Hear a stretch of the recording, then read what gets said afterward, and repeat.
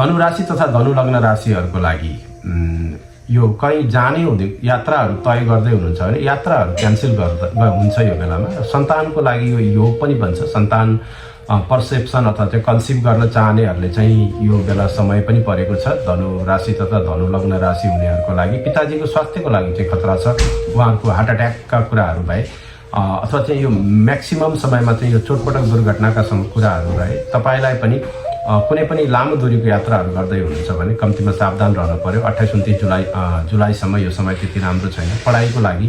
त्यस्तै गरी उच्च शिक्षामा भर्ना गर्न चाहनुहुन्छ भने पनि यो त्यति समय प्रभावकारी छैन। तीर्थयात्राहरूको चाहिँ तपाईँलाई प्रपोजलहरू आउन सक्ने, विभिन्न भ्रमणहरूको चाहिँ तपाईँलाई इन्टरस्टेट अथवा चाहिँ क्षेत्र स्तरीय तपाईँलाई भ्रमणहरूको चाहिँ अवसरहरू आउन सक्छ।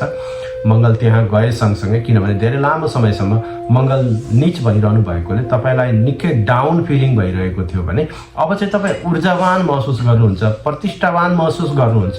साथसाथै यसले खर्च पनि गराउँछ यात्राको क्रममा।